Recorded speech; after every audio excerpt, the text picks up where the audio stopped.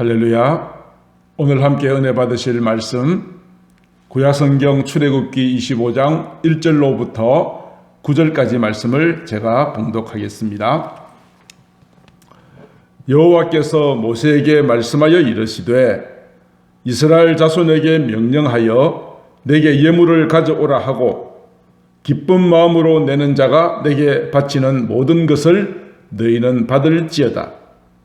너희가 그들에게서 받을 예물은 이러하니 금과 은과 놋과 청색, 자색, 홍색 실과 가는 배실과 염소 털과 붉은 물들인 숫양의 가죽과 해달의 가죽과 조각목과 등류와 관유에 드는 향료와 분향할 향을 만들 향품과 호마노며 애복과 흉패에 물릴 보석이니라.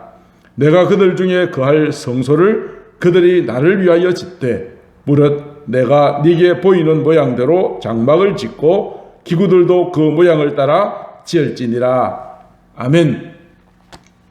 오늘은 성막과 예수 그리스도에 대해서 말씀을 전합니다. 우선 말씀을 전하기 전에 오늘 제가 전해드릴 말씀을 잘 요약한 짧은 동영상을 먼저 하나 보시고 제가 계속해서 말씀을 이어나가도록 하겠습니다. 출애굽한 이스라엘 백성들에게는 첫 번째 성소였던 성막, 그곳은 하나님이 계시는 거룩한 곳이자 하나님께서 백성들과 만나주셨던 만남의 자리였습니다. 성막의 울타리에서부터 성막의 내부까지, 구조는 물론이고 재료 하나까지도 하나님의 손길이 거치지 않은 곳이 없는 성막. 이 성막은 구원은 그저 주어진 것이 아니며 예배가 얼마나 복된 자리인지를 깨닫게 해줍니다. 구약 성경에 나온 성막이 글로 표현되어 있기 때문에 이해를 돕기 위해 성막이 어떻게 생겼는지 그리고 그 구조는 어떻게 되어 있는지를 오늘 함께 알아가 보자 합니다. 하나님께서 광야 40년 동안의 가나안 땅을 향해 오시면서 하나님과 이스라엘 백성들이 만났던 그 성막은 사실 하나님께서 거룩이 뭔지 그리고 하나님께 나아가는 그 백성들의 마음은 어떤 거였는지 볼 수 있는 아주 중요한 매개체입니다. 이 성막은 예수님으로 인해서 모든 휘장이 갈라짐에 따라 예수님께서 보내주신 성령 시대를 살아가는 우리이지만 하나님께 나아가는 그 거룩한 마음을 배우기 위해서 우리는 성막을 볼 필요가 있습니다. 성막은 출애굽기 25장과 26장에 하나님께서 성막을 어떻게 만들지에 대해 그 재료까지 세세하게 가르쳐 주십니다. 그리고 이 모든 재료는 이스라엘 백성들로 하여금 기쁘게 내는 것을 받아서 지으라 명령하시죠. 단 하나뿐인 성소의 문이 있는 동쪽을 기준으로 번제단, 물두멍, 그리고 성막이 있는데 성막에 들어가게 되면 성소와 지성소가 있습니다. 동쪽인 성막의 입구로 들어와서 예물을 드리게 되는데 번제단을 기준으로 북쪽에서 예물을 드리는 사람이 가축을 잡습니다. 그렇게 해서 잡게 된 가축의 피를 가져다가 번제단 내 모퉁이에 있는 번제단의 뿔에 피를 묻히고 가축을 번제단 위에다가 올립니다. 그렇게 태우게 되면 그것은 화제로서 하나님 앞에 향기로운 냄새로 드려지는 것이죠. 번제단에서 조금 더 이동하게 되면 그 앞에 물두멍이 있습니다. 물두멍에서는 제사장들이 손이나 발을 씻도록 되어 있습니다. 이때 손이나 발을 씻지 않고 성막 안에 들어가게 되면 제사장은 반드시 죽게 됩니다. 성막 안에 있는 성소를 보면 그 바깥에는 해달 가죽으로 덮여져 있습니다. 그 안에 들어가게 되면 나오는 곳이 바로 성소입니다. 이 성소에는 제사장들만이 들어올 수 있습니다. 제사장들이 들어오면 입구인 동쪽을 기준으로 서쪽인 지성소 앞에는 분향단이 있습니다. 이 분향단에는 지정된 향을 섞어서 만든 것을 태움으로써 거룩한 향기를 냅니다. 성소에서 북쪽에 보이는 것이 바로 떡상입니다. 떡상은 하나님 앞에 떡을 차려서 놓는 것을 말하는데 12장의 진설병을 두 줄로 6장씩 쌓아 놓습니다. 그리고 성소의 남쪽에는 살구나무 꽃 모양을 한 등잔대가 있습니다. 이 성소 안에 더욱 거룩한 곳은 바로 지성소입니다. 지성소에는 대제사장만이 들어갈 수 있는데 1년에 딱 하루 있는 속죄일에만 들어갈 수 있습니다.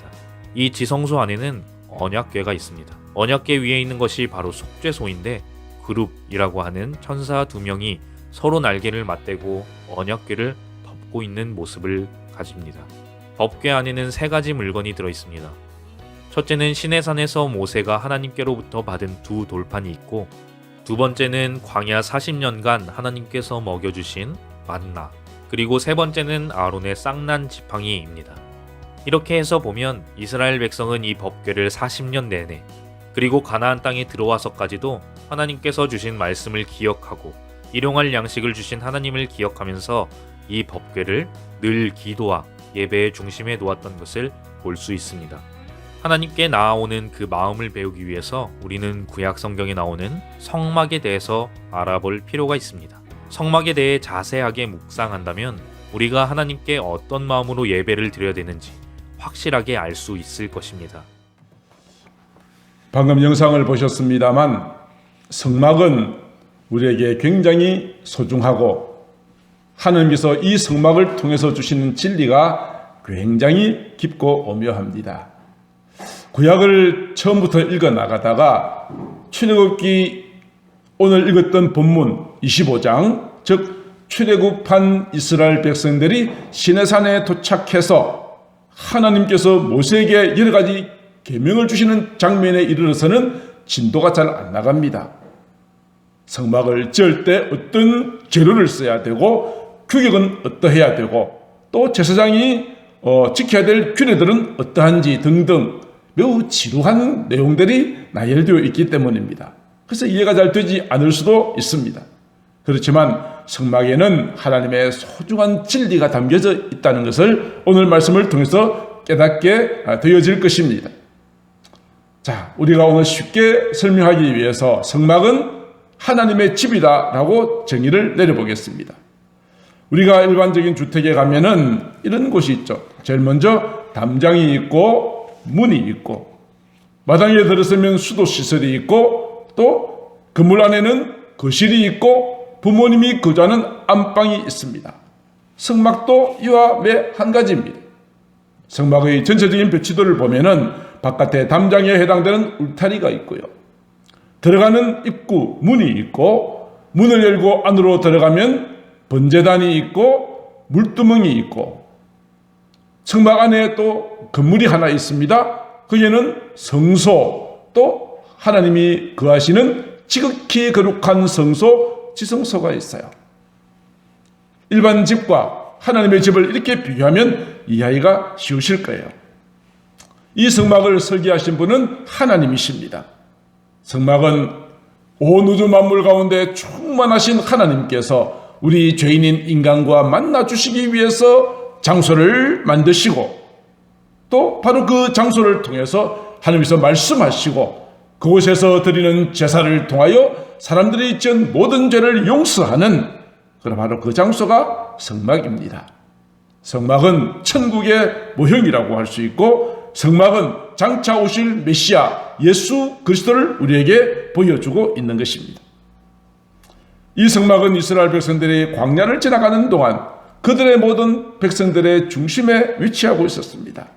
이스라엘 백성들은 구름 기둥과 불 기둥이 성막 위에 머무는 것을 보고 구름이 움직이면 일어나서 행진하고 머물면 그 자리에 거주하고 오직 하나님의 거룩한 성막 위에 구름 기둥과 불 기둥으로 인도하시는 하나님의 인도하심을 따라 광야의 길을 거쳐서 마침내 가나안 땅까지 들어갔던 것입니다. 자, 그래서 오늘은 이 성막에 대해서 우리가 좀 더 하나하나 자세히 살펴보기로 하겠습니다. 자, 가장 먼저 성막에는 울타리가 있습니다. 울타리가 있습니다. 이 울타리의 가장 기본적인 용도가 무엇일까요? 이 울타리는 안과 밖을 구분하는 경계선입니다. 이 안과 밖, 울타리를 중심으로 한 안과 밖은 세속 사람들과 신앙인을 구분합니다.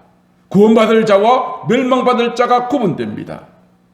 울타리 밖에 있는 인생은 죄와 온갖 세속에 사로잡혀서 마침내 멸망할 수밖에 없는 자들이지만 울타리 안에 들어오면 그곳에는 어린 양 예수 그리스도의 보혈의 피로 씻김을 받는 것이요 그곳에는 하나님의 놀라운 축복을 받은 구원의 백성들이 거주하는 곳이 울타리 안 성막들인 것입니다. 그래서 울타리는 이와 같이 안과 밖을 구분하는 경계의 역할을 한다. 또 이 울타리는 어떤 역할을 합니까? 우리 안에 있으면 목자의 보호를 받습니다. 그러나 우리 밖에 있으면 원수들로부터 공격을 받을 수밖에 없습니다. 그래서 요한계시록 11장 1절 이하에 보면 이렇게 말합니다. 하나님의 성전과 제단과 그 안에 경배하는 자, 즉 울타리 안에 거하는 자들, 그들을 측량하고 성전 바깥마당, 즉 울타리 밖에 있는 바깥마당은 그냥 버려두라. 이것은 이방인들에게 주었기 때문에 그들이 거룩한 성을 42달 동안 짓밟게 될 것이다. 성막 안에 있는 자는 하나님께서 측량하여 보호하시지만 성전 바깥은 이방인들에게 짓밟히도록 버려둔다고 말씀하여 주고 계시는 것입니다. 구약 성경에 보면은 노아의 방주에 타고 있던 사람들은 구원을 받았습니다. 하나님 앞에 기도의 사람 다니엘은 사자굴 속에 들어갔지만 하나님께서 사자들의 입을 봉하여서 다니엘을 구원해 주셨습니다. 다윗은 그가 이렇게 노래합니다. 시편 23편 4절에서 내가 사망의 음침한 골짜기로 다닐지라도 죽음이 있고 원수의 공격이 있는 사망의 음침한 골짜기입니다. 그렇지만 해를 두려워하지 않습니다. 왜요? 주께서 나와 함께 계시기 때문입니다. 나의 목자가 되신 주님께서 나를 지켜주시기 때문입니다. 사나운 곰이나 일이나 사자나 늑대가 내게 다가온다 할지라도 선한 목자가 되신 주님은 나를 위하여 생명을 버리시고 아끼지 아니하시고 나를 지켜주실 것이기 때문에 나는 안위하시나이다. 주님 안에서 평안을 노래할 수 있었던 것은 다윗은 늘 하나님의 그 사랑의 울타리 안에 거주한 사람이었기 때문입니다. 시편 91편도 이렇게 말합니다. 화가 네게 미치지 못하며 지향이 내 장막에 가까이 오지 못하게 하시겠다고 주께서 말씀하여 주셨습니다. 이사야 선지자는 이사야서 43장 2절에서 이렇게 하나님 앞에 말씀을 하고 있습니다. 네가 물 가운데로 지날 때에 내가 너와 함께 할 것이다. 강을 건널 때에 물이 너를 침몰하지 못할 것이며 네가 불 가운데로 지날 때에 타지도 않고 불꽃이 너를 사르지도 못하게 할 것이다 라고 말씀하여 주셨습니다. 그렇습니다. 우리가 주님의 사랑 안에 거하면 하나님께서 우리를 지켜주시고 인도하시고 위기 가운데서 건져주실 줄로 믿습니다. 이것이 울타리의 역할입니다. 또 울타리에 또 다른 역할이 있습니다. 그것은 울타리 안에 있으면 내 것이라는 뜻입니다. 주님의 사랑의 그 날개 아래 주님의 십자가 아래 모인 자들은 하나님께서 말씀하시기를 너는 내 것이라고 말씀하십니다. 사람들은 누구나 자기 것은 소중하게 여기지 않습니까? 이와 똑같이 하나님께서는 울타리 안에 거하는 당신의 사랑하는 백성들을 자녀들을 소유로 삼으시고 귀히 여기신다는 말씀입니다. 이사야서 43장 1절을 말합니다. 야곱아 너를 창조하신 여호와께서 말씀하시느니라 너는 두려워하지 마라. 내가 너를 구속하였고 내가 너를 지명하여 불렀나니 너는 내 것이라. 하나님께서 저와 여러분들 하나님의 소유로 삼으셨습니다. 하나님의 관심은 늘 우리를 향하여 있습니다. 우리가 어디로 가든지 주님께서는 불꽃 같은 눈으로 지키시고 우리와 함께 하시고 인도하여 가시는 것입니다. 그리고 우리가 울타리 안에 있으면 하나님의 공급하심을 받을 수 있습니다. 양에게는 늘 푸른 풀이 필요하고 마실 물이 필요한 법입니다. 울타리 안에 있으면 목자가 그들에게 필요한 모든 것들을 공급해 줍니다. 우리가 주님 안에 있으면 주님께서 우리에게 필요한 모든 것들 여호와 이레의 하나님 모든 것을 예비하신 하나님께서 우리에게 부족하지 않도록 충만하게 채워주시는 것입니다. 우리가 울타리 안에 있으면 주님의 말씀 안에 있으면 주님의 사랑 안에 있으면 그런 하나님의 공급하심을 받을 수 있는 것입니다. 예수님께서 말씀하셨습니다. 요한복음 15장 7절에 너희가 내 안에 거하고 내 말이 너희 안에 거하면 무엇이든지 원하는 대로 구하라 그리하면 이루리라. 그렇습니다. 우리가 주님의 사랑 안에 있으면 하나님의 보호하심을 받고 하나님께서 내 것이라고 주께서 우리를 인정하여 주시고 필요한 모든 것들을 때를 따라 공급해 주시는 은혜를 누리게 되어지는 것입니다. 그러므로 우리는 믿음을 떠나서는 안 됩니다. 주님을 떠나서는 안 됩니다. 늘 주님의 사랑 안에 말씀 안에 거는 자 되어지기를 주의 이름으로 축복합니다. 자, 다시 성막의 울타리를 다시 한번 보십시다. 성막의 울타리의 규격이 있습니다. 길게 길이로 100규빗, 한 규빗은 가운데 손가락 끝에서 팔꿈치 끝까지 약 45cm 내지 50cm입니다. 자, 50cm라고 가정을 하고요. 100규빗, 즉 길이가 50m가 됩니다. 그리고 가로, 폭은 50규빗으로 25m입니다. 그러므로 사방을 삥 둘러면 300m의 아주 약 378평 정도의 규모의 성막이 만들어지게 되는 것입니다. 그런데 이 울타리의 높이는 얼마인 줄 아십니까? 5규빗입니다. 5규빗은 약 2.5m. 어른들 키보다 훨씬 더 크죠. 그래서 2.5m의 울타리 안에 성막이 보일까요? 바깥에서? 잘 보이지 않을 거예요. 바깥에서 본 성막의 모습은 어떨까요? 밑에는 하얀 세마포로 만들어진 울타리, 2.5m의 울타리가 보이고 그 뒤에 보이는 곳은 성소에 나중에 말씀을 드리겠습니다만 물개 가죽으로 그무틱틱한 색깔의 지붕만 보입니다. 안에 바깥에서는 성소 안이 성막 안이 어떤 것인지를 알 수가 없죠. 밖에서 볼 때는 하얀 천 위에 그무틱틱한 지붕밖에 보이지 않습니다. 그렇습니다. 사람들이 예수님을 바라볼 때도 그러하였습니다. 예수님이 아주 화려한 모습으로 나타난 것이 아니었습니다. 이사야 선지자는 예수님의 탄생에 대해서 이렇게 말하죠. 그는 주 앞에서 자라나기를 연한 순과 같고 마른 땅에서 나온 뿌리 같아서 고운 모양도 풍채도 없었다. 뭔가 대단한 이목구비를 갖추거나 풍채를 가지신 분이 아니셨다는 것입니다. 평범하게 보이셨습니다. 우리의 십자가 복음도 매한가지입니다. 사도 바울도 이렇게 말합니다. 고린도전서 1장 18절 십자가의 도가 멸망하는 자들에게는 미련한 것이다. 믿지 않는 자들에게는 우리가 믿는 하나님, 이것이 저들에게는 이해가 되지 않았을 것입니다. 예수 믿어야 구원받는다고?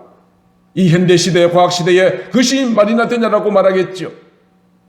성막을 바깥에서 바라보면 그러했던 것처럼 예수님도 복음도 그들에게는 미련하게 보일 뿐입니다. 그러나 사도 바울은 말합니다. 구원을 받는 우리에게는 하나님의 능력이라 그렇게 말씀하여 주고 있습니다. 사랑하는 성도 여러분, 교회 바깥에 있는 사람들은 교회 안에서 어떠한 놀라운 역사가 일어나는지 저들은 알지 못합니다. 주일날 함께 모여 예배하고 하는 이 모든 현상들을 저들은 조롱하며 비웃습니다. 이 좋은 세상, 이 즐거움이 많은 세상에 주일날 되면 교회 모여서 예배드리는 것이 고리타분하게 보일지 모릅니다. 세상이 좋아하는 모든 즐거움들에 우리가 동화되지 않고 말씀대로 진리대로 살아가고자 하는 모습이 저에게는 고리타분하게 보일지도 모릅니다. 왜요? 오늘 성막을 통해서 본 것처럼 성막 바깥에서는 2.5m의 울타리 속에서 무슨 일이 일어날지는 성막 안에 들어오기 전까지는 모른다 이 말입니다. 미련하게 보입니다. 평범하게 보입니다. 아무것도 아닌 것처럼 보입니다. 그러나 구원받는 우리에게는 하나님의 능력이 성막 안에서 일어나고 있다는 것을 우리는 믿고 체험하고 있는 것입니다. 할렐루야. 그러므로 전도한다는 것은 무슨 의미일까요? 성막 밖에 있는 자들을 성막 안으로 들어오게 하는 것입니다. 그래서 그곳에서 우리의 모든 죄를 용서받고 회개하고 하나님과의 만남이 있고 주님을 만나게 되어지는 놀라운 감격을 누리게 하는 것이 곧 우리가 전도한다는 것과 같은 의미가 되는 것입니다. 자, 울타리에는 안으로 들어갈 수 있는 문이 필요하겠죠. 문이 있습니다. 문이 있습니다. 성막의 문입니다. 길이가 총 300m라고 말씀을 드렸습니다. 문이 여러 군데 있으면 얼마나 편리하겠습니까만 성막의 문은 오직 하나밖에 없습니다. 한 군데만 있습니다. 유일한 문입니다. 성막 안으로 들어갈 수 있는 유일한 문, 하나밖에 없는 문은 우리에게 주는 메시지가 무엇일까요? 우리가 아버지께로 나아갈 수 있는 길은 오직 예수 그리스도를 통해서만 나아갈 수 있다는 것을 보여주는 것입니다. 이 땅에 많은 종교들이 있습니다. 종교다원주의를 주장하는 사람들에게는 모든 종교에 다 구원이 있다고 말합니다. 그러나 우리는 이 사실에 대해서는 결코 동조할 수 없습니다. 오직 예수 외에는 아버지께 나갈 수 있는 다른 길은 없는 것입니다. 성막의 문은 오직 하나, 예수 그리스도밖에 없습니다. 예수님께서 이렇게 말씀하셨죠. 요한복음 14장 6절, 예수께서 이르시되 내가 곧 길이요 진리요 생명이다. 나로 말미암지 않고는, 하나밖에 없는 그 문을 통하지 않고는 아버지께로 성막 안으로 들어갈 수 없다라고 말씀하여 주셨습니다. 사도 베드로도 사람들에게 이렇게 외쳤습니다. 다른 이로서는 구원을 받을 수 없습니다. 천하 사람 중에 구원을 받을 만한 다른 이름을 우리에게 주신 일이 없기 때문입니다라고 그렇게 외쳤습니다. 그렇습니다. 유일한 문, 성막으로 들어갈 수 있는 유일한 문 되시는 예수 그리스도를 통해서만 구원을 받을 수 있습니다. 이것은 누가 어떻게 말하든 간에 결코 양보할 수 없는 진리의 말씀이고 우리의 신앙 고백이 되어져야 하는 것입니다. 하나밖에 없는 문, 그 내 성막의 문은 굉장히 큽니다. 길이를 따져보면 20규빗, 10m나 됩니다. 10m. 저희들 아마 이 폭이 한 얼마나 될까요? 저희들 교회 폭보다 더 큰 문이 만들어져 있고 여기에는 문턱도 없습니다. 왜 이렇게 큰 문을 만드셨을까요? 그 이유는 무엇일까요? 그것은 하나님께서 디모데 전서 2장 4절에 있는 말씀처럼 모든 사람이 구원받기를 원하시기 때문입니다. 누구든지 오라는 것입니다. 가난한 자도, 병든 자도, 빚진 자도, 마음이 상한 자도, 원통한 자도 누구나 다 오라는 것입니다. 다 와서 생명수의 물을 마시고 주님을 만나기를 원하시기 때문에 문은 크고 활짝 열려 있고 문턱도 없습니다.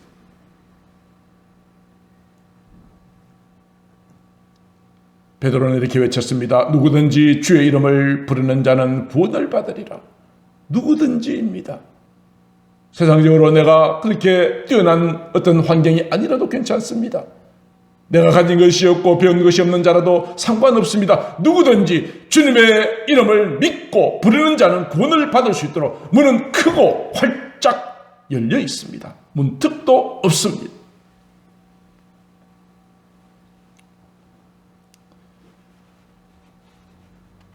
그리고 이 성막은 문을 전체적인 배치도를 보면은 이 성막에 이스라엘 민족들이 광야를 지나갈 때에 성막을 중심에 두고 사방으로 동서남북으로 세 지파씩 3, 4, 12, 12지파가 각각 자리를 잡게 하였던 것이죠.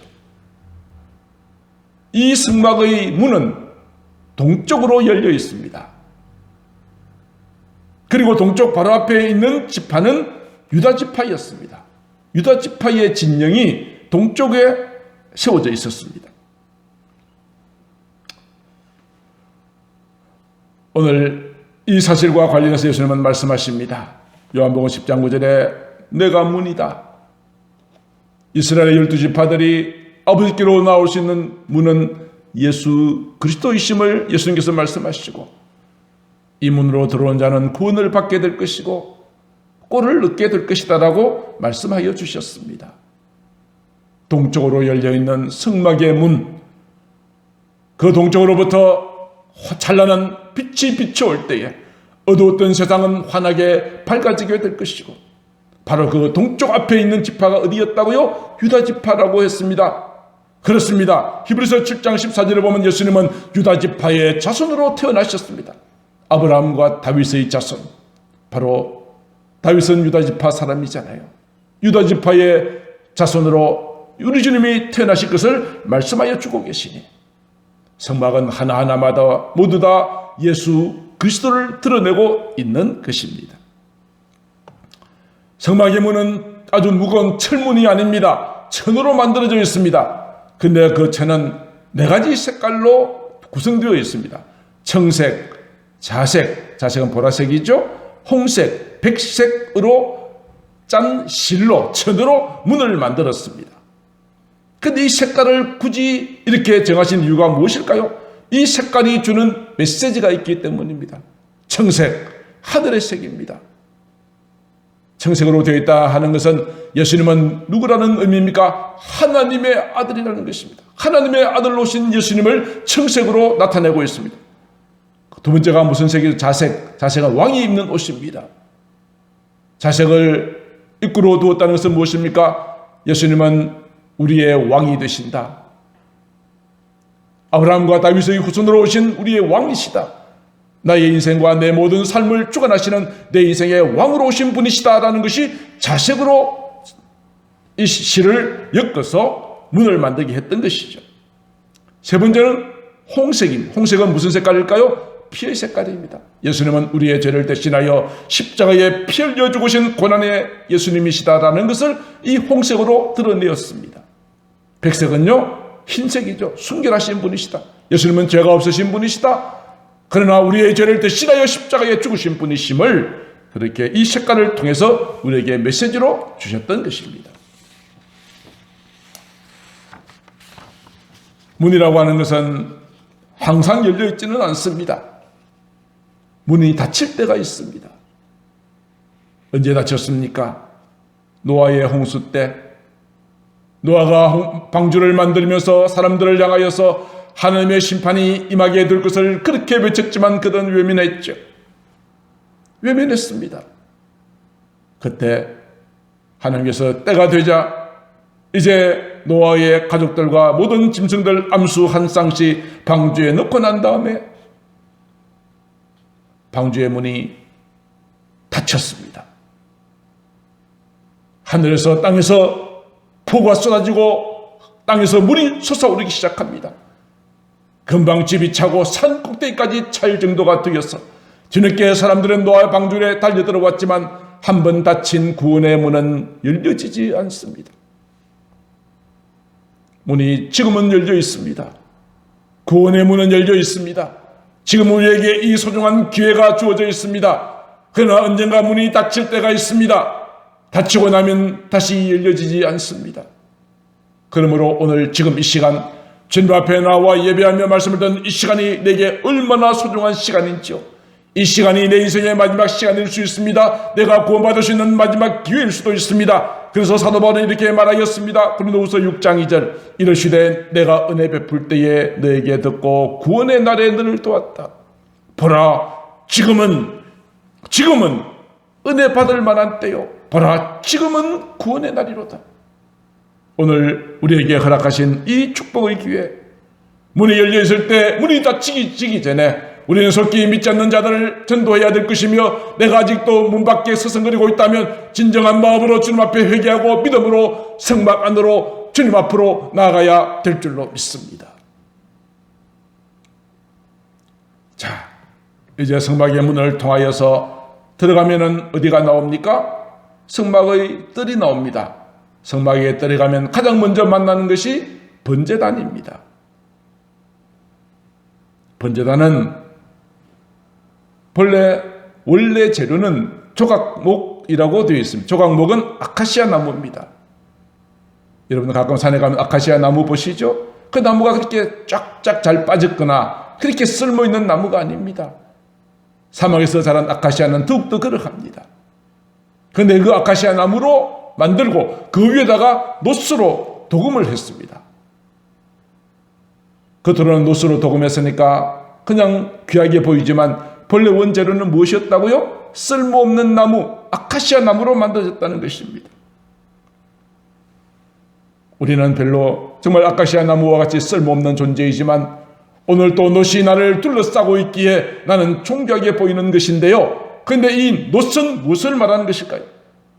아카시아 나무를 노스로 둘러쌌다고 그랬습니다. 노스는 무엇일까요? 노스는 바로 예수 그리스도의 십자가를 의미합니다. 성경에 보면 이런 사건이 나오죠. 모세가 이스라엘 민족을 이끌고 광야를 지나갈 때에 이스라엘 민족이 하나님을 그렇게 불평원망했습니다. 그때 하나님께서 노하셔서 불뱀을 보내어서 이스라엘 민족을 물려 죽게 만들었습니다. 여기저기서 뱀에 물려서 사람들이 죽어갑니다. 그때 모세가 하나님 앞에 기도합니다. 하나님께서는 말씀하십니다. 모세야, 너는 노스로 뱀을 만들어 장대에 달아 높이 매달라. 누구든지 노스로 만든 뱀을 쳐다보는 자마다 구원을 받게 될 것이라 말씀하셨습니다. 모세는 즉시 노스를 가지고 뱀을 만들어 높이 장대에 달았습니다. 이스라엘 민족들이여, 하나님께서 이렇게 말씀하셨습니다. 너희들이 원망불평함으로 불뱀을 보내셔서 심판하셨지만 노스로 만든 뱀을 쳐다보기만 하면 살게 될 것입니다. 그러나 그 가운데서 모세의 말을 듣고 뱀을 쳐다본 자는 독이 빠져나가고 살았습니다만, 무슨 소리야, 좋은 약을 구해줘야지 그만 쳐다본다고 살 수 있어? 라고 끝까지 쳐다보지 않는 자는 다 죽었습니다. 그 이야기를 예수님께서 하시면서, 봐라, 모세가 광야에서 노뱀을 들었지 않느냐. 이와 똑같이 예수께서도 우리의 죄를 대신하여 십자가에 못 박혀 매달려 죽으셨다라고 말씀하여 주고 계십니다. 그러면 노선 십자가를 의미합니다.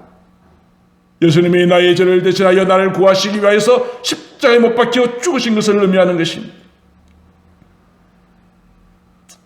이 번제단에서는 무슨 일을 하는 것입니까?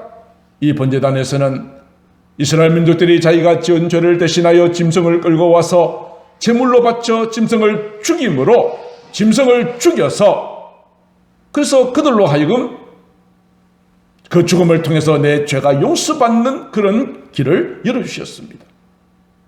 아침 저녁으로 어린 양 한 마리씩, 하루에 2마리씩의 제물이 드려졌던 장소가 번제단입니다. 출애굽기 29장 38절 39절에 네가 제단 위에서 드릴 것은 이러하니라. 매일 1년 된 어린 양 2마리, 즉 아침에 1마리, 저녁에 1마리, 이 제물이 죽어서 가야 된다고 이야기합니다. 제물의 피 흘리고 죽어짐으로 말미암아 이스라엘 민족들의 죄가 용서함을 받았다는 것이죠. 그래서 히브리서 기자는 9장 22절에서 이렇게 말합니다. 피 흘림이 없으면 사함도 없다. 모든 사람이 죄를 지었기 때문에 그 죄로 말미암아 죽어야 하는데, 그 죄가 용서받기 위해서는 피 흘림이 있어야 된다. 창세기에 이미 아담과 하와가 범죄하였을 때 그들이 벗은 것을 알고 아카시아 나무로, 무화과 나무 잎으로 그들의 부끄러운 부분을 가렸을 때 하나님께서는 가죽옷을 입히셨죠. 짐승을 잡아 죽여서 피 흘리게 하고 죽여서 만든 가죽으로 옷을 입혔습니다. 그들의 죄를 가려주기 위해서. 이와 같이 번제단에서는 나의 죄에 대한 철저한 회개, 이 모든 죄에 대한 용서가 이루어지는 곳이 바로 번제단이었던 것입니다. 그러므로 우리가 예수를 처음 믿게 되어지면 내가 얼마나 죄인인가를 깨닫게 되죠. 나의 죄 때문에 예수님이 죽으셨다는 것을 알게 되죠. 그 주님을 믿고 그 예수님의 피로 나의 죄가 깨끗함을 받게 되는 것을 고백하는 것이 바로 번제단의 과정인 것입니다. 자, 이제 번제단을 지나고 나면 그 다음으로 가는 곳이 어딜까요? 바로 그 뒤에 보면 물두멍이 있습니다. 물두멍이 있습니다. 노스로 만들었고 그 안에 물이 담겨져 있습니다. 이것은 제사장이 성소 안으로 들어가기 전에 반드시 손을 씻어야 들어갈 수 있었습니다. 손을 씻지 않고 들어가면 제사장도 성소에서 죽임을 당했습니다. 물두멍을 만든 놋은 어떤 재료를 썼을까요? 물론 놋입니다만 출애굽기 38장 8절에 보면 이렇게 말합니다. 그가 놋으로 물두멍을 만들고 그 받침도 놋으로 하였으니 곧 회막에서 수종드는 여인들의 거울로 만들었대요. 거울을 만드는 놋을 가지고 물두멍을 만들었다는 것은 무엇을 의미할까요? 거울은 어떤 용도로 쓰여집니까? 이 여인들이 날마다 거울을 보면서 얼굴을 치장하고 무엇이 묻었는가를 확인하는 것처럼 이 물두멍은 내 자신의 모든 죄를 깨닫고 자신의 연약함을 깨닫고 날마다 물두멍에 손으로 죄를 씻는 것처럼 날마다 회개가 이루어지는 이 과정이 물두멍의 과정인 것입니다. 제사장들은 성소에 들어갈 때마다 반드시 손과 발을 물두멍에서 씻고 들어가야만 했습니다. 하나님을 만나기 위해서는 이와 같은 죄 씻음이 필요한 것이죠. 그렇다면 물두멍은 그 당시 제사장들에게만 필요하겠네 라고 하실 수 있겠죠. 사도 베드로가 이렇게 말했습니다. 너희는 택하신 족속이요 왕 같은 제사장들이래요. 우리도 왕 같은 제사장이라고 그럽니다. 이 당시에 제사장들만 하나님 앞에 갈 수 있었던 것처럼 지금 우리는 예수님을 믿는 보혈의 피로 우리는 언제든지 주님 앞으로 나아갈 수 있게 되고, 우리가 주님 앞에 나아갈 때에 나 자신뿐 아니라 우리 가정과 교회와 나라와 민족의 죄를 가지고 하나님 앞에 나와 예배하고 기도할 수 있으니 우리에게도 제사장의 놀라운 직책이 주어졌다는 것입니다. 제사장들은 하나님을 만날 때마다 어떻게 했다고요? 번제단을 통과하고 물두멍에 손을 씻고 그 다음에 하나님을 만나러 갔으니, 제사장의 소중한 직무를 부여받으신 사랑하는 성도 여러분들이여, 우리도 날마다 나의 죄에 대해서는 철저하게 손을 씻는 물두멍의 과정이 있어야 될 것입니다. 어떤 사람이 이렇게 말하죠. 내가 무슨 죄를 그렇게 많이 지었다고? 그렇게 생각하시는 분이 계시면 이 말씀에 우리가 자신을 비추어 보시기를 바랍니다. 요한일서 1장 8절.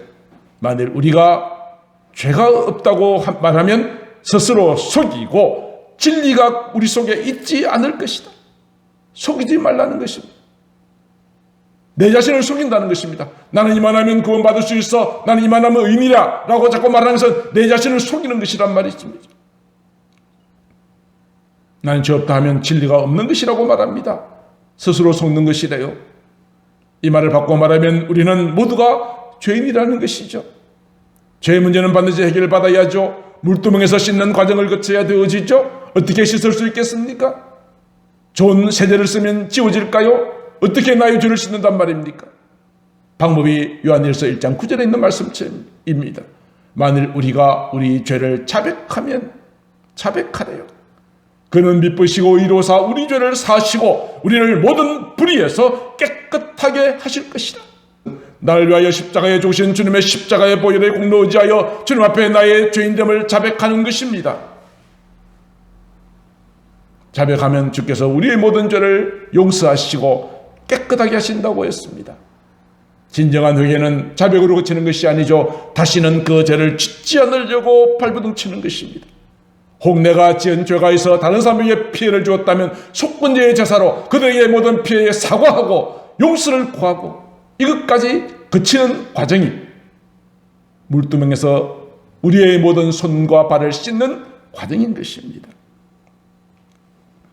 사랑하는 성도 여러분, 우리는 주님이 가시는 그날까지 우리에 있는 모든 죄를 철저하게 회개하고 죄와 싸워서 승리하는 저와 여러분들 되시기를 주님의 이름으로 축복합니다. 자, 이제 물두멍에서 손을 씻었습니다. 그 다음에 들어가는 곳이 그물 안으로 들어가죠. 그물 안에는 성소와 지성소 두 군데가 있습니다. 자, 옆에 있는 단면도를 볼까요? 성소와 지성소가 있죠. 성소에가 먼저 들어가집니다. 들어가면 그곳에는 세 가지가 놓여져 있습니다. 나중에 하나씩 설명을 드리도록 하겠습니다. 가면은 왼쪽에 금으로 만든 촛대가 있습니다. 등잔대가 있습니다. 오른쪽에 맞은편에는 떡상이 있습니다. 그리고 휘장이 있고 휘장 앞에는 분향단이 있습니다. 이것이 여기까지가 성소입니다. 그물 안에 이게 두 칸으로 되어 있어요.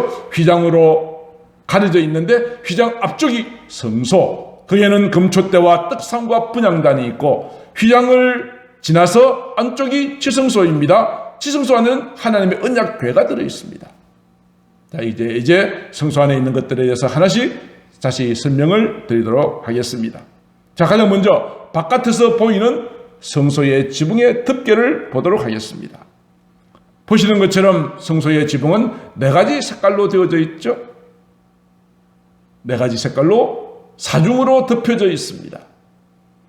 자, 가장 안쪽 무엇으로 되어 있습니까? 청색, 자색, 홍색, 흰색. 이것은 아까 성막의 문과 똑같은 거죠. 같은 의미입니다. 하나님의 아들 예수님, 왕이신 예수님, 우리의 피를 흘리신 고난의 예수님, 순결하신 죄 없으신 예수님, 이것을 상징하는 그런 것이 가장 안쪽에 들어 있습니다. 그리고 거기에는 그룹이 술을 정교하게 놓았습니다. 그런데 그룹, 천사의 모습을 수놓은 것이 이 지붕의 가장 안쪽에 들어 있습니다. 자, 그리고 두 번째 덮개는 염소 털실로 만들었습니다. 흰 염소 털실로 만들어졌습니다. 흰색입니다. 그 다음에 세 번째는 붉은색인데 숫 양의 가죽에 붉은 물을 들였습니다. 그리고 제일 바깥에는 해달의 가죽입니다. 해달이 뭔가 하면 물개입니다. 물개의 그 갈색, 그 무틱틱한 색깔, 이것이 바깥의 해달입니다. 가장 바깥에 드러나 보이는 해달, 이것은 햇빛에 노출되고 먼지도 많이 안고 색깔조차도 화려한 색깔이 아닙니다. 그래서 아까 말씀을 드렸죠. 바깥에서 본 이 모습은, 성막의 모습은 해달 가죽으로 덮인 지붕만 빼꼼하게 보일 뿐이라고 말했습니다. 이것은 아까 말씀을 드린 것처럼 예수님은 고난받는 종으로서 흠모할 만한 아무것도 찾을 수 없었던 바로 그분이시다. 그는 멸시를 받았고 사람들로부터 버림을 받았고 간고와 질고를 알고 우리조차도 귀하게 여기지 아니하였다라고 그렇게 말씀을 하였습니다. 자, 지붕의 덮개를 거쳐서 이제 성소의 내부를 들어가 보도록 하겠습니다. 성소의 내부입니다. 성소의 내부에는 눈에 보이는 것이 크게 세 가지가 있죠. 왼쪽에 불을 켜는 등잔대가 있고요. 오른쪽에는 맞은편에 떡을 진열하는 떡상이 있고 그 떡을 진설병이라고 합니다. 그리고 맞은편 정면에는 분향단이 있습니다. 자, 우선은 이 등잔대가 무엇을 의미하는지 보도록 하겠습니다. 자, 등잔대. 이 성소 안에는 창문이 없어요. 다 덮여 있습니다. 천장도 덮여 있습니다. 벽에도 창문이 없습니다. 굉장히 어둡죠? 어두운데 유일하게 빛을 비춰주는 곳이 등잔대입니다. 출애굽기 27장 20절에 1절에 보면 저녁부터 아침까지 낮에는 그나마 빛이 들어오지만 저녁에는 캄캄하니까 등잔대에다가 항상 불을 피우게 하였습니다. 오직 금으로 만든 등잔대의 빛이 성소 안을 환히 비춥니다. 이 등잔대는 어떻게 만들었는가 하면은 이 등잔대는 이렇게 만들었습니다. 다른 것은 뭐 조각모기에다가 뭐 도금을 한 형태였지만 이 등잔대는 금으로 만들었습니다. 순금으로 만드는데 만드는 방법이 뭡니까? 쳐서 만들라고 합니다. 망치질을 해서 만드는 것입니다. 왜 이것이 무슨 의미일까요?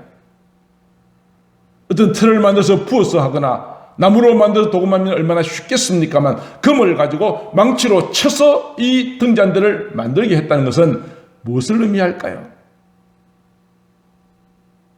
이 금덩어리가 망치로 쳐서 모양이 만들어지기까지 무수하게 망치에서 두들겨 맞겠죠? 금을 쳐서 등잔대를 만들었다는 의미는 예수님의 고난을 의미합니다. 우리를 위해서 많은 채찍에 맞으셨습니다.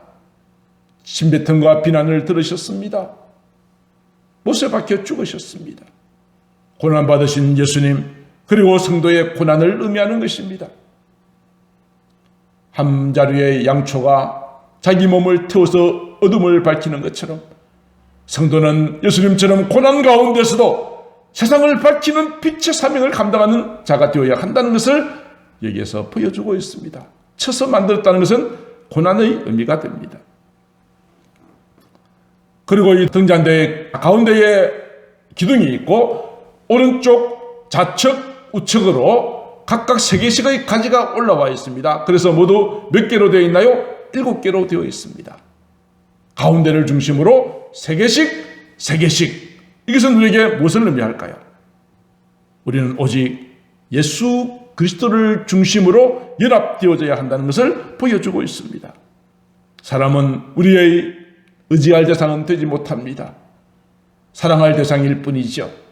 그러나 오직 주님만이 우리의 의지할 뿐입니다.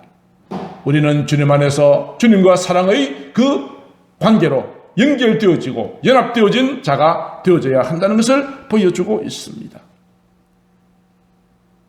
그리고 이 등잔대의 끝에는 독특한 무늬가 들어 있습니다. 그 무늬는 살구 형상의 무늬라고 살구꽃입니다. 살구꽃은 이 광야 팔레스타인 지역에서 겨울이 지나면 가장 먼저 피는 꽃이 살구꽃입니다. 이 살구꽃이 형상을 했다는 것은 우리에게 또 어떤 메시지를 주는 것일까요? 겨울을 지나서 가장 먼저 피는 꽃, 이것은 사망과 죽음을 이기시고 무덤에서 부활하신 주님을 나타내는 것입니다. 주님의 부활을 나타내는 것이 살구꽃 모양의 형상이라고 말할 수 있습니다. 주님만 부활하고 맙니까? 아닙니다. 우리도 예수님처럼 다시 부활하게 될 것입니다. 그리고 이 금으로 만든 이 등잔대는 그 기능이 뭐죠? 어둠을 밝히는 것입니다. 어떻게 어둠을 밝힐까요? 지금은 어떤 전기를 꽂거나 발전기가 있는 것도 아니었기 때문에 이 등잔대를 밝히는 것은 바로 감람나무에서 짠 순수한 기름이었습니다. 출애굽기 27장 20절에 이스라엘 자손에게 명령하여 감람으로 짠 순수한 기름, 이것을 계속 공급해 주어서 불이 꺼지지 않도록 하라고 말씀하십니다. 기름과 불, 이것은 우리에게 주는 것이 무엇입니까? 성령님이시죠. 성령으로 충만함을 받아야 됩니다. 성령의 기름 부심을 받아야 한다는 것을 우리에게 말씀하여 주고 계시는 것입니다. 감람나무의 기름은 성령님의 임재를 의미하고 등잔대는 예수님을 의미하고 성령님을 의미하는 것이기 때문에 날마다 성령의 충만함을 받아서 등잔대와 같이 어둠을 밝히는 세상의 빛된 사명을 우리가 살아가야 할 것을 말씀하여 주고 계십니다. 자, 다시 성소 내부로 돌아가죠. 등잔대를 살펴보았고 이제는 진설병 떡상을 보도록 하겠습니다. 이름 그대로 떡을 배일하는 상입니다. 이 떡을 진열한다. 그래서 진설병이라고 하는데 이 진설병을 올리는 떡상에는 항상 안식일 때마다 12개의 떡이 진열됩니다. 6개씩 두 줄로 진열됩니다. 왜 하필 12개일까요? 그것은 이스라엘의 12지파를 의미하는 것입니다. 이 진설병의 떡이 나타내는 바는 무엇입니까? 떡이지 않습니까? 이 진설병을 배일하는 이유는 바로 예수님께서 이렇게 말씀하셨잖아요. 요한복음 6장 48절, 내가 곧 생명의 떡이니라. 저희의 만찬 자리에서도 이렇게 말씀하셨죠. 내 살은 참된 양식이요 내 피는 참된 음료로다.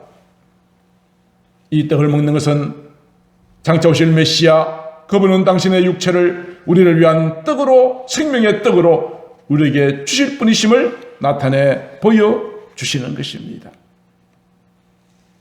그러므로 진설병의 떡은 예수 그리스도를 의미할 뿐 아니라 또한 이 떡은 하나님의 말씀입니다.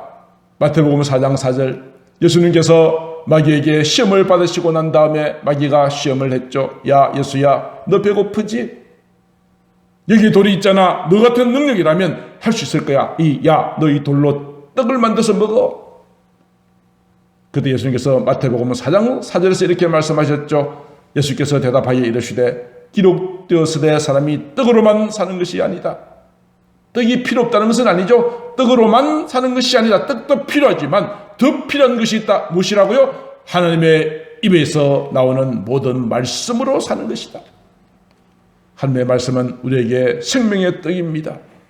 이 떡을 먹고 이 떡을 우리가 먹을 때마다 우리는 영적인 건강, 신앙적인 건강을 우리는 유지할 수 있는 것입니다. 말씀을 멀리하고 말씀을 읽지 않으면 우리의 영적 체력이 약해져서 마귀로부터 이길 수가 없게 되는 것이죠.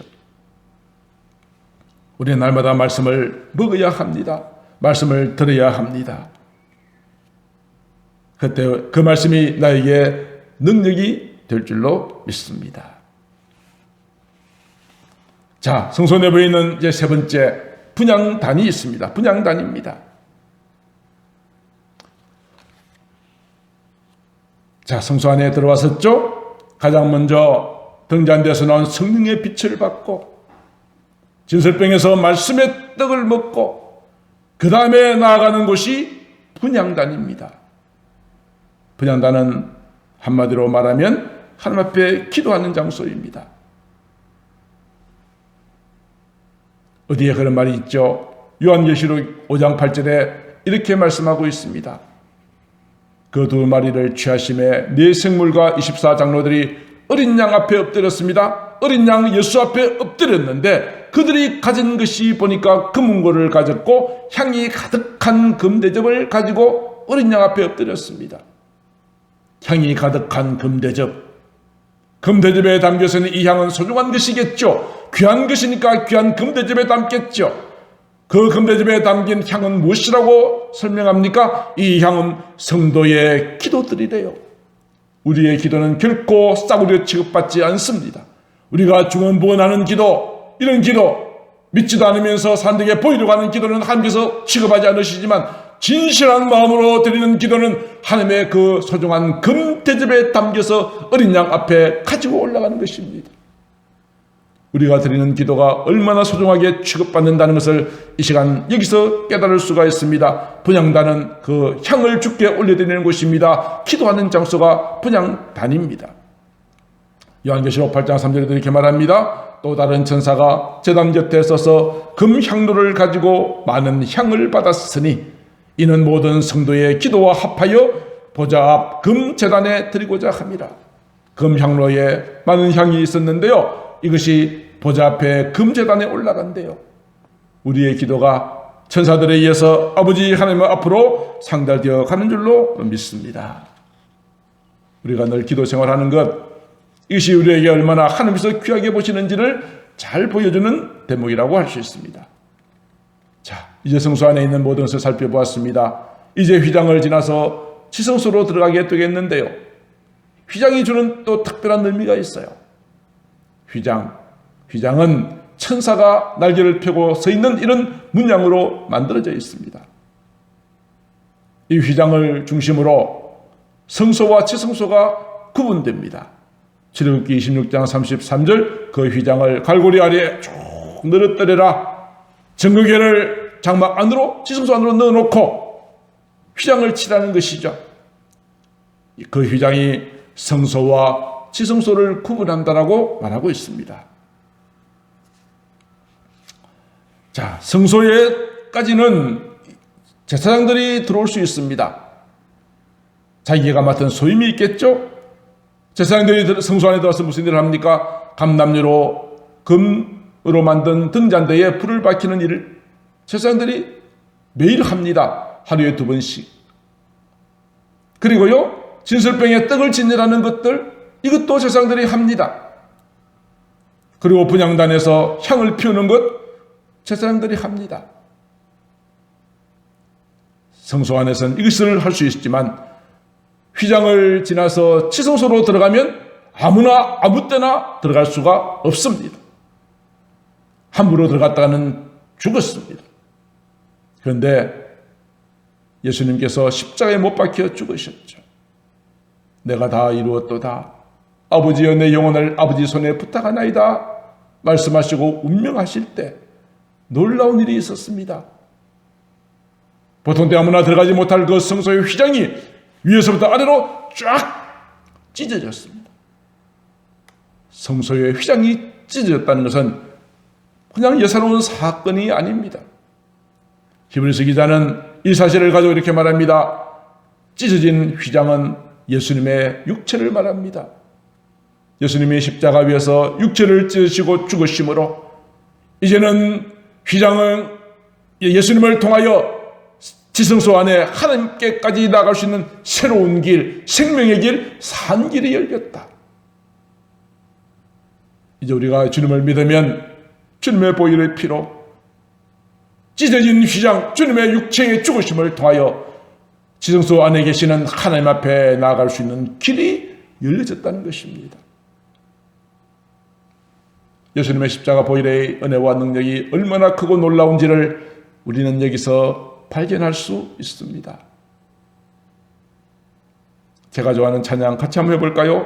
보혈을 지나 아버지 품으로 하나님 품으로 나아가고자 하는 이 찬양 함께 부르고 이제 말씀을 계속 이어나가도록 하겠습니다.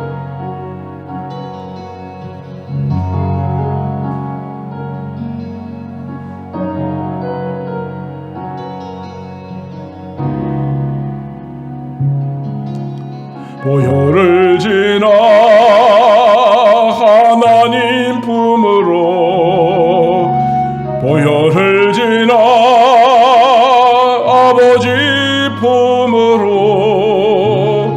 보혈을 지나 하나님 품으로 한 걸음씩 나가네. 보혈을 지나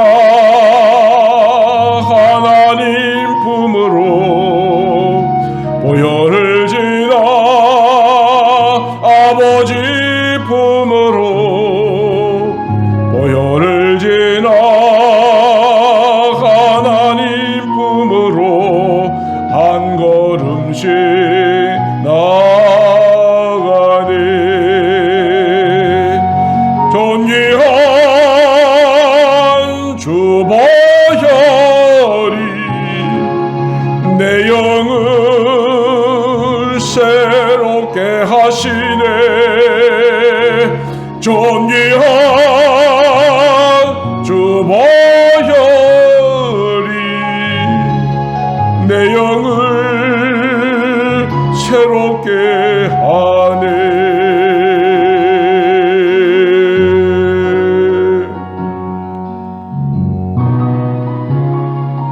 아멘. 우리는 주님의 보혈을 지나 주님의 찢어진 육체의 휘장을 통하여서 아버지께로 나갈 수 있는 길이 열려졌습니다. 자, 이제 휘장을 지나 마지막 지성소 안까지 들어가 보겠습니다. 지성소 앞에는 하나의 궤가 놓여 있을 뿐입니다. 그런데 이것을 언약궤, 법궤라고 합니다만 언약궤를 덮는 뚜껑이 있습니다. 그 뚜껑을 속죄소라고 합니다. 이 속죄소도 본래 조각목에다가 금을 입혀서 만들었습니다. 그리고 속죄소의 뚜껑에는 조각이 세워져 있죠. 두 개의 그룹, 두 천사가 날개를 펴고 마주보고 있는 모습입니다. 이 두 그룹 천사들 사이에서 모세는 하나님의 계명을 들었습니다. 출애굽기 25장 21절 22절 이렇게 말하죠. 속죄소를 궤 위에 얹어라. 내가 내게 줄 증거판을 궤 속에 넣어라. 궤 속에 들어가는 것이 있죠. 그리고 얹히는 지금 속죄소를 말하고 있는 것입니다. 그 속죄소 있는 곳에서 내가 너를 만나겠다. 속죄소 위, 증거궤 위에 있는 두 그룹 천사들이 날개를 펴고 있는 그 사이에서 내가 이스라엘 민족에게 해야 될 모든 명령을 너에게 말씀하시겠다고 말씀하십니다. 하나님을 만나고 말씀을 듣는 바로 그 장소가 속죄소입니다. 궤의 뚜껑 부분입니다. 민수기서 7장 89절에 보면 과연 하나님께서는 모세에게 그 속죄소 위 두 그룹 사이에서 말씀하셨습니다. 모세는 그 말을 듣고 백성들에게 선포했습니다. 그런데 이해가 되지 않는 부분이 있죠. 그냥 궤의 뚜껑이라 하면 되지 왜 속죄소라고 할까요? 죄를 용서받는 장소란 뜻이잖아요. 하나님의 모든 진노를 덮는 장소란 뜻이잖아요. 속죄한다는 곳이니까. 아니 이 뚜껑이 무슨 속죄소라고 이름을 붙였을까? 이유가 무엇일까요? 그것은 그 궤 속에 들어가 있는 그 세 가지 물품과 연관이 있습니다. 뚜껑을 속죄소라 하고 그 몸통 부분을 법궤라고 합니다. 이 법궤에 들어있는 세 가지 물건과 속죄소는 매우 밀접한 관계가 있습니다. 법궤 안에 있는 세 가지가 무엇입니까? 첫 번째로는 모세가 만든 십계명 돌판입니다. 두 번째로는 만나를 담은 항아리입니다. 세 번째로는 아론, 모세의 형이죠. 아론의 싹이 난 지팡이를 이 궤 속에 넣게 했습니다. 이것과 속죄소가 도대체 무슨 관계가 있어요? 자, 이제 제 말씀을 들으면 이해가 되실 것입니다. 자, 제일 먼저 십계명의 돌판을 살펴보기로 하겠습니다. 이스라엘 민족이 애굽에서 나와서 약 3개월 뒤에 시내산에 도착했죠. 하나님께서 모세를 산 위로 올라오라 하셨고, 그 위에서 하나님께서 여러 가지 계명을 말씀하시고 십계명을 새긴 돌판을 주셨습니다. 그런데 하나님께서 모세에게 야 모세야 빨리 내려가 봐라. 모세는 영문도 모른 채 산 아래에 내려왔더니 기상천외한 일이 생겨지고 있었습니다. 무슨 일이었습니까? 이스라엘 민족들이 금으로 송아지를 만들어 놓고 우상 앞에서 야, 이 금송아지가 우리를 애굽에서 구원한 신이다 라고 말하면서 춤추고 있는 모습을 보았던 것이죠. 모세는 기가 찼습니다.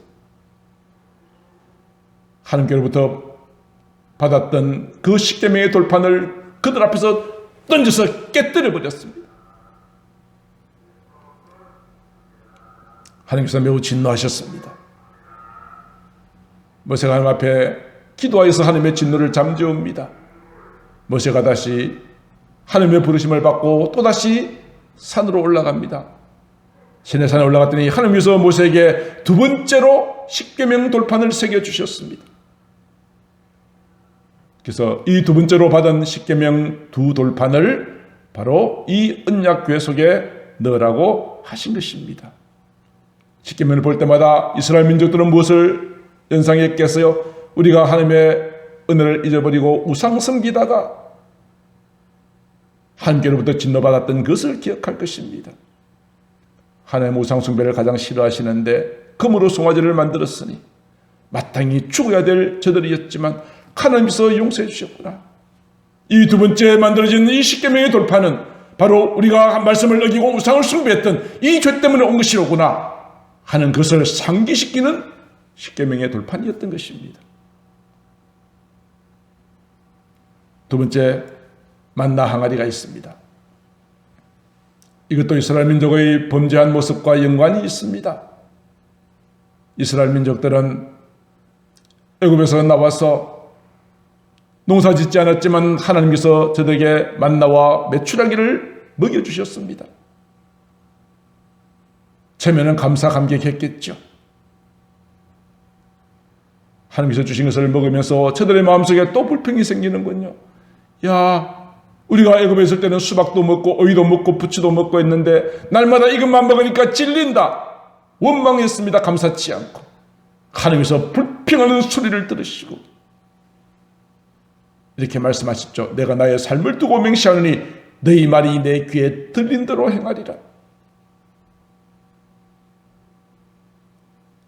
하나님의 은혜에 감사치 않았던 그 사건을 상기시키는 법궤 안의 물품이 무엇이었다고요? 만나를 담은 항아리였습니다. 만나를 볼 때마다 그래 우리가 하나님 앞에 감사치 않았지. 원망하고 불평했지. 이것 때문에 하나님께서 진노하셨지.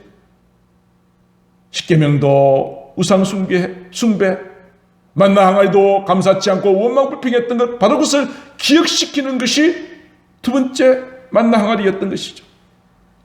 세 번째가 무엇입니까? 아론의 쌍난 지팡이입니다. 모세가 이스라엘 민족을 이끌고 가나안 땅으로 가고 있는데 그 가운데 반역자가 생겼습니다. 야, 모세, 아론, 너희들만 지도자냐? 우리는 그런 거 할 수 없는 줄 알아?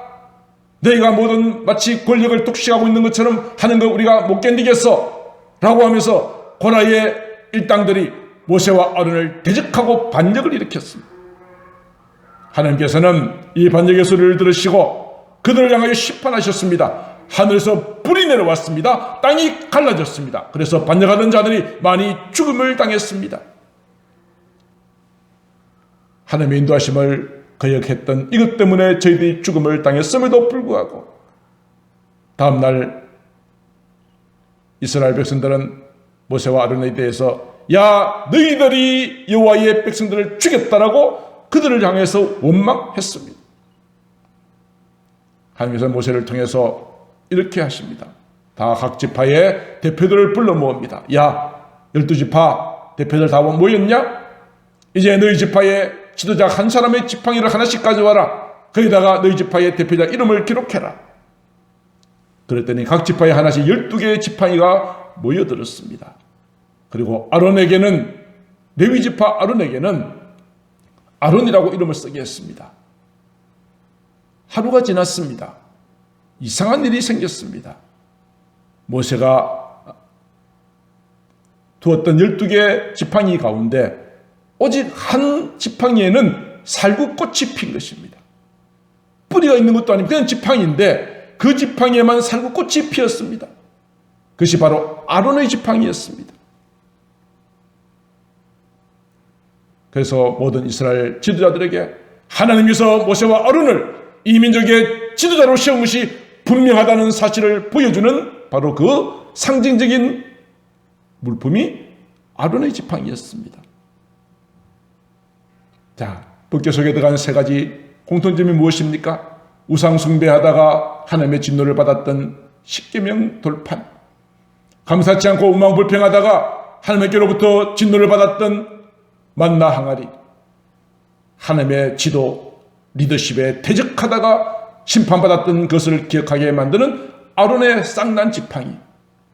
이 모든 것들은 하나님의 공이 들어간다면 마땅히 죽어져야 되겠지만 무엇으로 덮고 있어요? 속죄서 뚜껑으로 덮고 있어요. 하나님의 진노가 그들에게 임하지 않도록 덮어주는 이 사랑의 뚜껑, 이것이 속죄소인 것입니다.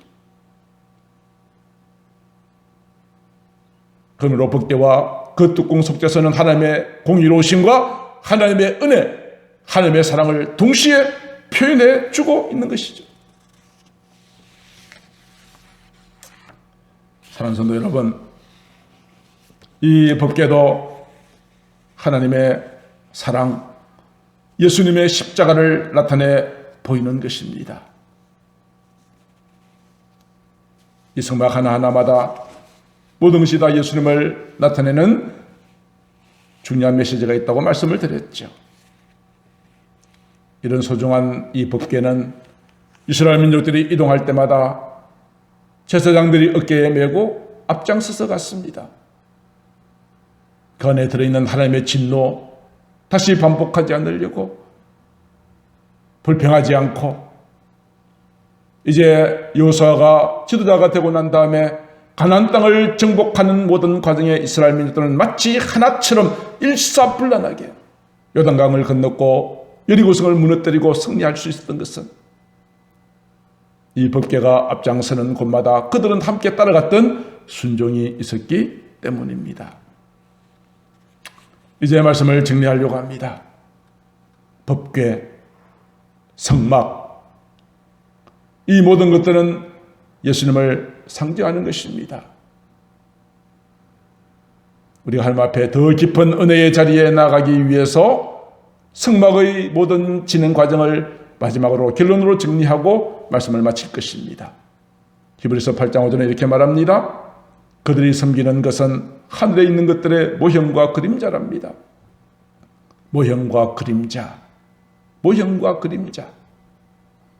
모세가 장막을 재래할 때에 지시함을 받은 것과 같다. 그래서 성막은 예수 그리스도의 모형입니다. 우리가 하나님 앞에 더 가까이 나아가기 위해서 이 성막의 순서를 따라 지성소까지 나아가셔야 합니다. 전체적인 그림을 보면은 이 성막은 성막들과 그리고 성막들 안에 건물, 성소, 지성소로 나아갑니다. 성막들에는 번제단과 물두멍이 있습니다. 성소에는 등잔대와 떡상과 분향단이 있고 휘장을 지나 속죄소가 있고 언약궤가 있습니다. 이 순서가 어떤 의미를 가지고 있을까요? 가장 먼저 하나님을 만나려면 성막의 문을 반드시 통과해야 합니다. 성막 바깥에서는 주님을 만날 수가 없습니다. 성막의 문, 오직 하나밖에 없는 예수 그리스도를 통하여 주께 나아갈 수 있습니다. 다른 길은 없습니다. 유일한 길 예수 그리스도이심을 성막의 문이 보여주고, 성막의 문을 열고 들어서면 예수님을 믿는 순간부터 이제는 나의 죄를 깨닫는 번제단의 과정이 있습니다. 나의 죄를 깨닫고 나의 죄 때문에 예수님이 죽으셨다는 사실을 기억하고 나도 주님처럼 철저하게 죽어지는 아름다운 제물이 되어지는 번제단을 통과하고, 그 다음 어디로 가죠? 물두멍으로 가죠. 예수님의 보혈의 피로 나의 더러운 죄를 깨끗하게 씻고 성소 안으로 들어가서 생명의 말씀 떡을 먹고 성령의 충만함을 받고 금초대에서 성령의 인도하심을 따라 분향단에서 기도하고 우리의 기도는 금대접에 받들어져서 하나님 앞에 산들된다고 했죠. 가로막고 있는 휘장을 통과해서 예수님의 보혈의 피를 믿는 믿음으로 아버지 하나님 앞에 나아가서 주님을 만나고 죄 용서함과 구원의 복을 받게 되는 것입니다. 사랑하는 성도 여러분, 지금 어디에 머물러 계십니까? 아직도 문 밖에서 스승이고 계시지는 않으십니까? 예수님을 나의 구주, 나의 하나님으로 믿고 속히 들어오십시오. 주님을 만나십시오. 나의 모든 죄를 철저하게 희생제물 되시는 주님의 은혜로 번제단에서 나 자신의 모든 죄를 태우시고 물두멍에서 여러분의 모든 죄를 씻으십시오. 말씀의 떡을 먹고 진리의 성령의 인도함을 받아 주 앞에 기도하십시오. 그러면 여러분들도 진정 하나님을 만나게 될 것입니다. 이러한 하나님의 귀한 만남의 축복이 저와 여러분들에게 있게 되어지기를 우리 주 예수님의 이름으로 축복합니다. 기도하겠습니다. 존귀하신 하나님 아버지, 오늘 성막 속에 감추어져 있는 놀라운 진리의 말씀을 생각하였습니다. 사랑하는 아버지 하나님, 오늘 또 이 말씀을 우리 마음속에 깊이 믿고 우리가 정말 하나님의 거룩한 지성소 앞에 나아가는 깊은 믿음과 신앙을 저희들에게 허락하여 주시옵소서. 이 모든 말씀을 사랑이 많으신 우리 구주 예수님 이름으로 기도드리옵나이다. 아멘.